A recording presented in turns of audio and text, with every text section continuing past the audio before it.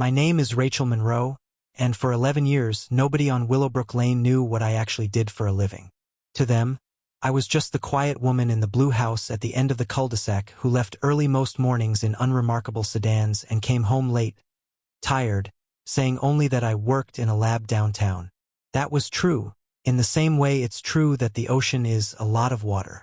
What I never told my neighbors, what almost no one outside my direct chain of command knew, was that I spent my days inside the forensic toxicology unit of the Federal Bureau of Investigation, testifying in federal court about substances that could stop a human heart in under a minute, substances most people have never heard of and hope they never will. I kept that part of myself locked away, not out of shame, but because I wanted my son to have one house on one street where his mother was simply Mom, not a name in a case file. I wanted normal. I got everything but. Ethan was born with a congenital hip condition that required 2 surgeries before he turned 4. By the time he started kindergarten, he wore a leg brace that clicked softly when he walked, and he developed this habit of counting his steps under his breath, like the numbers were a kind of armor. He never complained. Not once.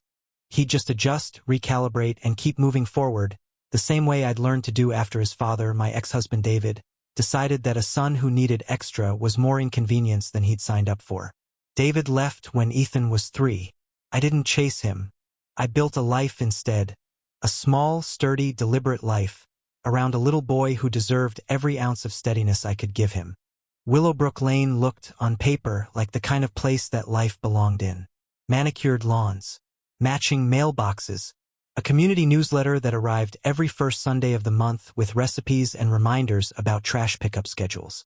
And presiding over all of it, with the fervor of a woman who believed she had been personally appointed by God to regulate the height of other people's hedges, was Diane Whitfield, president of the Willowbrook Homeowners Association for the past 9 years running, unopposed because, as she liked to say at every meeting, nobody else wants the responsibility of keeping standards up.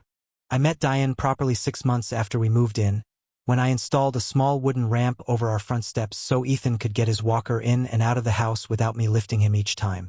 It was unpainted cedar, built by a contractor who specialized in ADA modifications, code-compliant down to the inch. 3 days later, a laminated notice appeared taped to my door, citing unauthorized exterior structural modification and demanding removal within 30 days or facing a $200 a day fine. I called the HOA office. I explained. I even offered to have it repainted to match the house trim. Diane herself came to my door that evening, arms crossed, lips pressed into the thin, polite line of a woman who has already decided the conversation is over before it starts, and told me, "Rules are rules, Ms. Monroe. We can't start making exceptions? Or where does it end?" I remember standing there with Ethan peeking around my leg, his small hand gripping my jeans, watching a grown woman argue that his mobility ramp was an aesthetic violation. I filed a formal ADA accommodation request with documentation from Ethan's orthopedic surgeon. It was legally airtight. Diane could not remove the ramp, but she never forgave me for winning.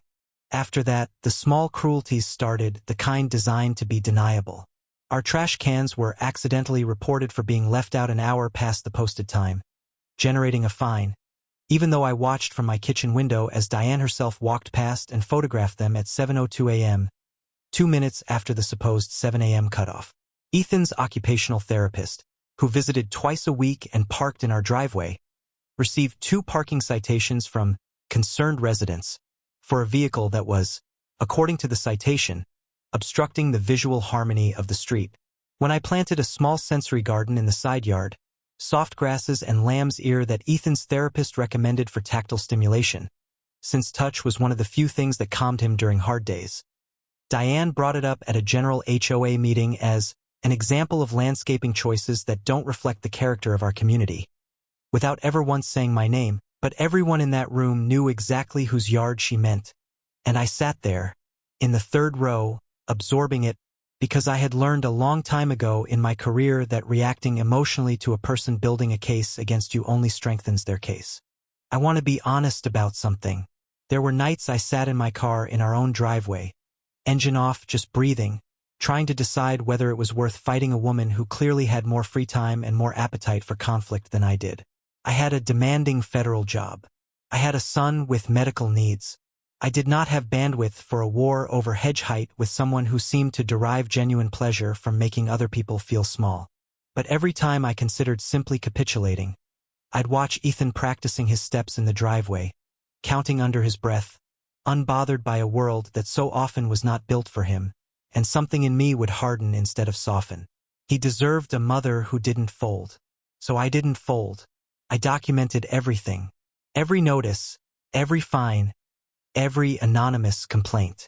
I am, after all, a person who is trained professionally rigorously to build a case out of small, easily dismissed pieces of evidence that, added together, tell an undeniable story. I just never imagined I would need those exact skills inside my own home. By the spring Ethan was turning 6, the tension with Diane had cooled into something colder and quieter than open conflict. The kind of détente where both people know the war isn't over, it's just gone underground.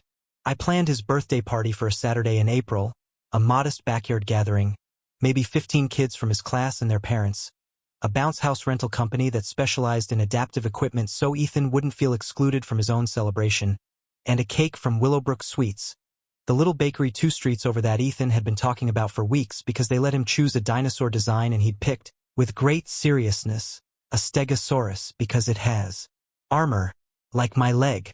I sent the HOA the standard courtesy notification for the temporary bounce house rental, as required by the community bylaws for any structure over a certain footprint. Diane's response came within the hour, a clipped email citing 3 separate code sections and demanding a mandatory site inspection before approval, a process that normally took 2 weeks and that I now had 4 days to complete before the party. I remember reading that email at my kitchen counter, feeling something settle low and cold in my stomach, a feeling I recognized from work. Not fear exactly, but the particular alertness that comes from sensing that a person's behavior has crossed from petty into something with an edge to it. I told myself I was being paranoid.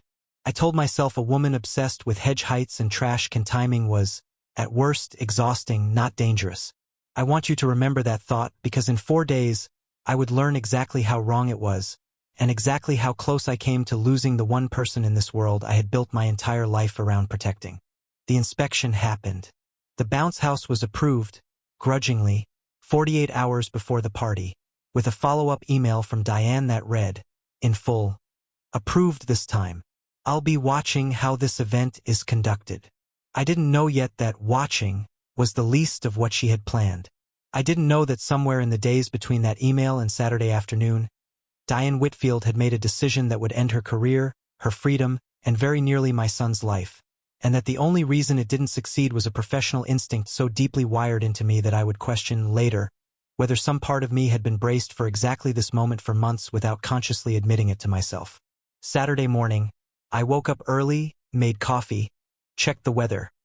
Clear skies, 72 degrees, perfect, and had absolutely no idea that within 8 hours, I would be standing in my own backyard, holding a slice of my son's birthday cake up to the light with the same clinical detachment I brought to evidence bags in federal laboratories. My hands steady, my heart pounding, watching 15 6-year-olds sing happy birthday to a boy who had no idea how close he'd just come to the worst moment of both our lives. The morning of Ethan's birthday unfolded exactly the way I'd hoped it would, which in hindsight feels almost cruel, because normalcy is what makes the moment it breaks so much sharper. Balloons in blue and green, Ethan's favorite colors, tied to the fence posts. The rented bounce house, an adapted low-entry model with a ramp instead of stairs, inflated and humming in the corner of the yard. Parents I recognized from school pickup lines trickling in with gift bags, their kids sprinting past them toward the yard the second they were released from car seats. Ethan wore a dinosaur shirt he'd picked out himself and refused to change even when I suggested his nicer button-down for photos, and honestly watching him climb, carefully counting his steps, up the bounce house ramp with a grin so wide it nearly split his face. I remember thinking that whatever war I was fighting with Diane Whitfield, it was worth it, every fine and every citation, because this pure, uncomplicated joy was what I had actually been protecting the whole time. Diane arrived at 1:40 p.m., unannounced, holding what she described, in a tone pitched for the benefit of the parents standing near the drink table, as a peace offering, since we've had our disagreements. It was a cake, a second cake, in addition to the Stegosaurus cake I'd ordered from Willowbrook Sweets, which was still sitting, boxed, on the kitchen counter waiting to be cut. Diane's cake was store-bought elegant, white fondant with blue piping, and she made a small production of presenting it to me at the edge of the patio, saying loudly enough for at least 4 other parents to hear, "I know we've butted heads, Rachel, but I wanted Ethan to know there's no hard feelings. I baked this myself." She hadn't. I would learn later, from the box hidden in her own recycling bin days afterward, that it had come from a supermarket bakery counter 40 minutes away, in a town she had no other reason to visit, purchased with cash on a Thursday, 3 days before the party, which meant this spontaneous peace offering had, in fact, been planned with more advance notice than most people put into buying a wedding cake. I want to explain something about how my brain works, because it matters for what happened next. 11 years in forensic toxicology does something to you. You stop seeing food, drink, and everyday objects the way normal people do. You see vectors. You see delivery mechanisms. It's not paranoia exactly. It's pattern recognition running so deep it's become involuntary. The same way a structural engineer can't walk through a parking garage without unconsciously assessing load-bearing columns. So when Diane Whitfield, a woman who had spent 9 months documenting my trash can timing and finding my son's ramp, suddenly appeared at his birthday party with a homemade dessert she'd actually purchased from a bakery an hour away and lied about baking herself, some old, quiet alarm in the back of my skull went off, faint but unmistakable, the same way it does in a lab when a sample doesn't behave the way the label says it should. I smiled. I thanked her. I told her how thoughtful that was. And then, instead of setting her cake on the dessert table with the others, I carried it, almost absent-mindedly, into the kitchen. To keep it cool, I told her, and set it on the counter beside the Stegosaurus cake, where I could see both. I told myself I was overreacting. I told myself that a lifetime of reading toxicology reports had made me see danger in a Costco bakery box.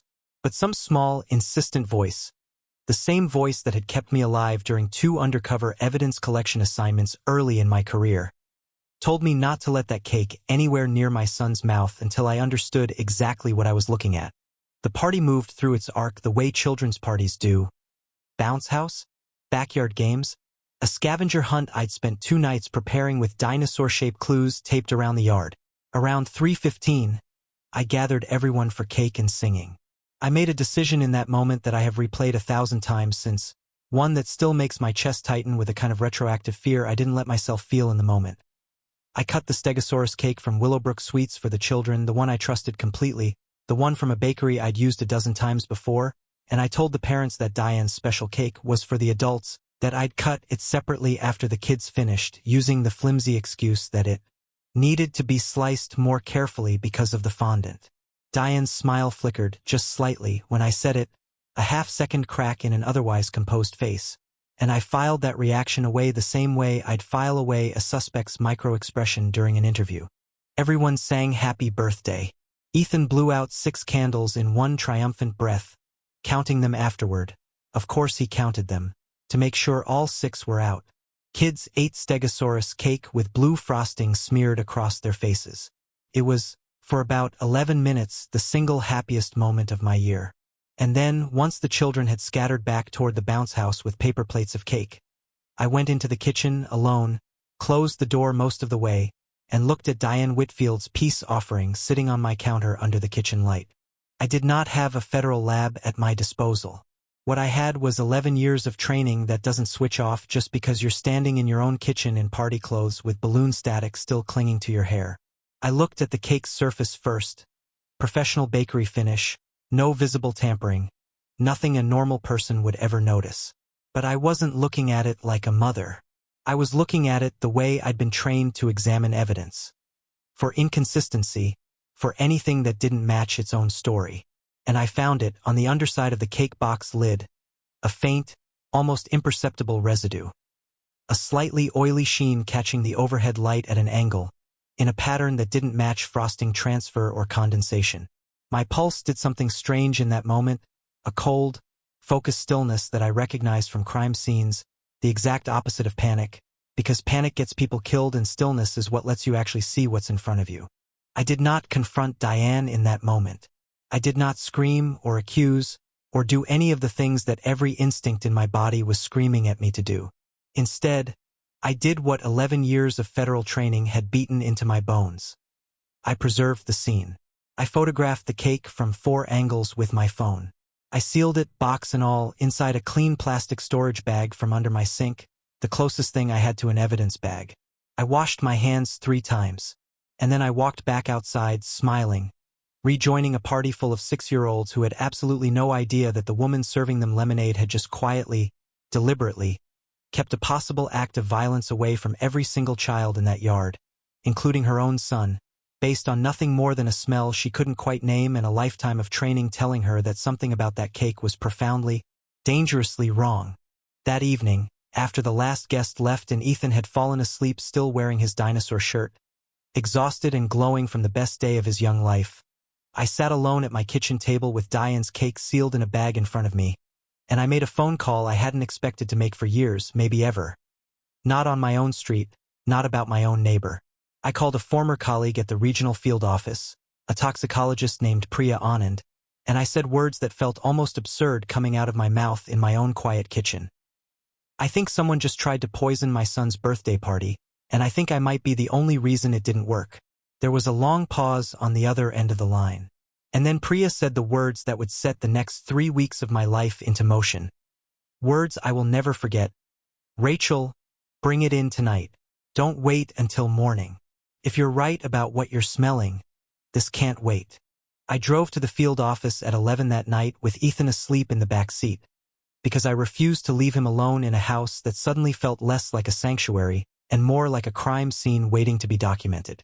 Priya met me in the parking garage, still in weekend clothes, and I remember the specific way her expression changed when she opened the sealed bag under the fluorescent lights and got close enough to catch the same faint, off-profile scent I had. Not sweet, not floral, something underneath the frosting that shouldn't have been there. She didn't say much. She just nodded once. The nod of a professional who has stopped being surprised by what people are capable of, and said, "Give me till morning." The next 18 hours were, without exaggeration, the longest of my life. I called in sick to a job where I have never once called in sick in 11 years. I kept Ethan close, invented reasons to keep him inside, told him it was a stay-home and watch movies day, watched him laugh at cartoons with a lightness I was terrified I'd taken for granted just 24 hours earlier. Around for the next afternoon, Priya called. I remember sitting down before she finished her first sentence, because something in her voice told me to. The lab results confirmed what my instincts had already told me in that kitchen the night before, though the specifics were worse than I'd let myself imagine. The frosting on Diane's cake contained trace concentrations of a fast-acting substance more commonly associated with certain over-the-counter pest control formulations, the kind of compound that, in small doses, might produce nothing worse than nausea and a bad night, but at the concentration found woven through that particular cake, especially in a child Ethan's size, could have triggered a cardiac event within the hour. Priya was careful, precise, clinical in the way trained professionals are when the truth is too heavy to say any other way. This wasn't an accident. This wasn't cross-contamination from a bakery that also handled other products. Someone had introduced that substance directly and deliberately, in a concentration calculated to look, to any responding paramedic unfamiliar with the specific presentation, like a severe and tragic allergic reaction, the kind of thing nobody investigates too deeply, especially in a 6-year-old with a documented medical history who spends a lot of time around doctors already. I sat in my car in the field office parking lot for 20 minutes after that call. Not moving, just breathing, running through every interaction I'd ever had with Diane Whitfield, searching for the moment her irritation over hedge heights and trash can timing had curdled into something capable of this. I am, by training, someone who does not speculate ahead of evidence. So instead of confronting her, instead of doing anything driven by the volcanic fury sitting in my chest, I did what I would have told any junior agent to do. I built the case properly, quietly, and I let the people whose job it was to build cases do their work. What followed over the next 10 days was less a single dramatic confrontation and more a slow, methodical unspooling of a story far larger and stranger than I'd initially assumed. Local detectives, working alongside a federal liaison once the toxicology results made this unmistakably a matter for more than a neighborhood dispute, pulled security footage from the supermarket 40 minutes away where Diane had purchased the homemade cake. Cash only, face partially obscured by a baseball cap she'd apparently never worn in public before or since. They pulled purchase records from a garden supply store showing Diane had bought a large quantity of a pest control product 11 days before the party, a product whose active compound matched, almost exactly, what Priya's lab had found baked into that frosting. And in the process of building financial and behavioral timelines around Diane, investigators uncovered something I never saw coming, something that reframed the entire 9-month campaign of fines and citations in a light I hadn't considered. Diane Whitfield was 3 months behind on a home equity loan secured against a property she and her late husband had purchased with an assumption of steadily rising Willowbrook home values. Values that were, according to a county assessment dispute filed that same year, being dragged down specifically by a cluster of ADA modification complaints and code violation disputes on the street, disputes that a prospective buyer's agent had flagged during a neighboring home sale as ongoing HOA litigation risk, directly costing that seller nearly $40,000 off their asking price. In Diane's mind, apparently my ramp, my modifications, my refusal to simply comply and disappear, had become entangled with her own financial unraveling, not because of any actual causal link, but because rage and shame have a way of finding the nearest available target rather than the correct one. She hadn't set out, investigators believed, to kill my son specifically that morning she bought the pesticide. But somewhere between financial desperation and 9 months of humiliating legal defeats at my hands, make the Monroe problem go away had metastasized from a petty, ugly fantasy into an actual, executed plan, dressed up in blue frosting and a smile at my patio table. Diane was arrested on a Tuesday morning in her own driveway in front of at least 6 neighbors, and I want to be honest, I felt no triumph watching it from my kitchen window. I felt something closer to grief, for the child I'd almost lost, for the person Diane had apparently once been before whatever combination of pressure and entitlement had curdled inside her, and for every parent on that street who now had to sit their own kids down and try to explain why the friendly-seeming woman who ran their HOA had been taken away in a police car. Ethan, mercifully, was at school and never saw any of it. I picked him up that afternoon, and when he asked why I seemed quiet, I told him I was just tired, and he accepted that the way 6-year-olds accept most things adults tell them, with a shrug and a request for a snack, blissfully unaware that he had, for days earlier, been 30 minutes and 1 slice of cake away from a hospital bed, or worse. I want to pause here and say something honestly because I think it matters more than the procedural details of the arrest. For 3 days after I got that lab confirmation, I did not sleep more than an hour or 2 at a stretch. I would lie awake replaying the moment I'd chosen, almost on instinct, to cut the Stegosaurus cake instead of Diane's for the children. A decision made in maybe 4 seconds, driven by nothing more than a flicker of unease I could not have articulated at the time. 11 years of federal training had trained my hands, my eyes, my nose, my gut, so thoroughly that when the moment actually came, I didn't need to consciously decide anything at all.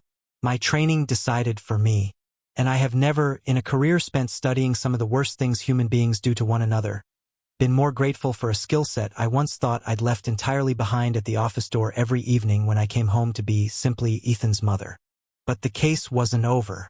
There was still a trial to prepare for, a defense attorney determined to argue that trace contamination could have been accidental, and a piece of evidence, the purchase records, the timeline, the motive rooted in that property dispute, that I would eventually have to testify about myself, not as Rachel Monroe, the wronged mother, but as the trained forensic professional whose instincts had caught what should have been an undetectable, untraceable act. And somewhere in the middle of preparing for that testimony, going back through Diane's financial records with the detectives one final time, I found something that none of us had noticed in the first pass. A detail buried in an email thread from 3 weeks before the party that suggested Diane Whitfield had not, in fact, been planning this alone. The email thread, recovered from a shared HOA administrative account that Diane had used for years to communicate with the association's property management company, contained a short exchange between Diane and a man named Gregory Pierce, a real estate investor who had, over the previous 18 months, quietly purchased 3 homes on Willowbrook Lane at depressed prices directly resulting from the same litigation risk reputation that had cost that other family $40,000 off their sale. Gregory's business model, as detectives would later reconstruct it in painstaking financial detail, depended entirely on buying undervalued homes in HOA-troubled communities, waiting for the association drama to settle, and flipping the properties once values recovered. A pattern he had apparently run successfully in 2 other communities before Willowbrook. And Diane? drowning in her own home equity debt, increasingly desperate, had become not his unwitting pawn but his willing, paid collaborator, receiving what investigators would eventually document as nearly $6,000 in consulting fees over the preceding year for what the emails euphemistically referred to as maintaining community stability. A phrase that, once decoded against the actual pattern of fines, complaints, and harassment aimed almost exclusively at my household, meant something much darker. Keeping the one family whose documented ADA disputes were dragging down resale values either compliant or gone. I remember sitting across from the lead detective, a measured, careful woman named Detective Yolanda Reyes, as she laid this out for me in a conference room that smelled like stale coffee, and feeling the floor tilt slightly beneath everything I thought I'd understood about the previous 9 months of my life. This had never really been about hedges or trash cans, or a ramp Diane found aesthetically offensive. It had been, from very early on, a calculated financial campaign to make my family's presence on that street costly enough, humiliating enough, exhausting enough, that we would simply leave. And when 9 months of legal, bureaucratic pressure failed against a mother who refused to fold, Diane, backed into a financial corner of her own making and egged on by a man who had every incentive to see this problem, resolved permanently, had escalated to something no amount of paperwork or HOA bylaws could ever justify. Gregory Pierce was arrested 9 days after Diane, in another state, attempting to close on a fourth property purchase using a business entity investigators had already flagged. The financial trail between his consulting payments and Diane's actions was, in the end, damning enough that prosecutors were able to charge him not merely with financial fraud but as a co-conspirator in the attempted poisoning itself, arguing successfully that his sustained financial pressure and explicit encouragement in those recovered emails constituted active participation in what happened at Ethan's party, not passive benefit from it. It was, Detective Reyes told me afterward, one of the strangest cases she'd worked in 14 years. A case that began as a garden-variety HOA dispute and ended as a documented conspiracy involving attempted murder, real estate fraud, and a financial motive so cold and so calculated that it was almost harder to comprehend than simple hatred would have been. Hatred, at least, makes a kind of emotional sense. This had been arithmetic. My son had nearly died because 2 adults had run the numbers and decided his family's presence on their street was worth less than the property values it threatened. The trial, when it finally came 8 months later, was not the dramatic courtroom spectacle true crime shows might lead you to expect.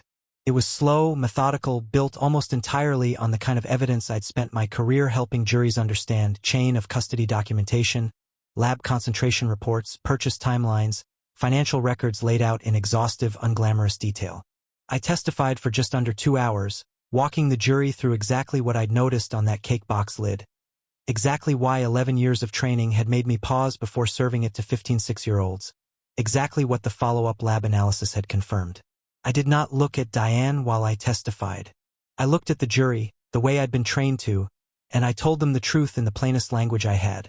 Because juries don't need drama, they need clarity, and clarity is the one thing I have always been able to offer, in a lab or on a witness stand or in my own kitchen at 11 o'clock at night with a cake sealed in a plastic bag in front of me.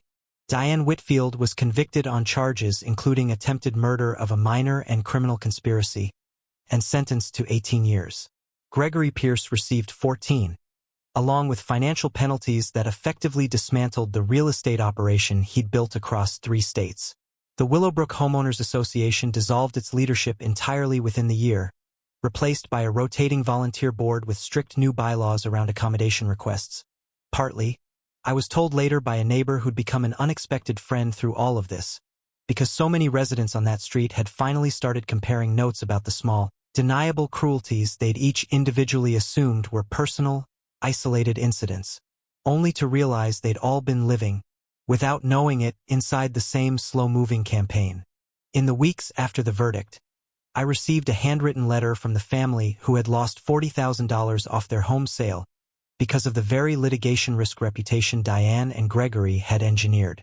They hadn't known, at the time, that their loss and my son's near death were threads of the same conspiracy, and reading their letter, careful, grateful, still visibly shaken, reminded me how far the damage from 2 people's greed had actually traveled, well beyond my own front yard, into the finances and futures of neighbors who had never even met Diane's real target.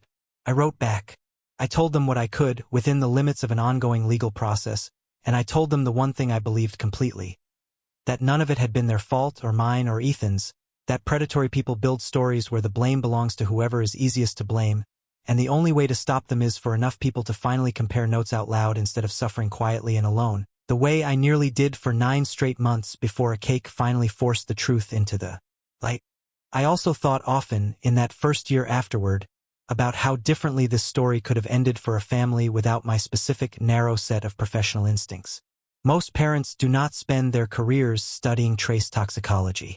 Most parents would have set that cake on the dessert table beside the others, sliced it themselves, and never known to look twice at a faint sheen on a box lid under kitchen light.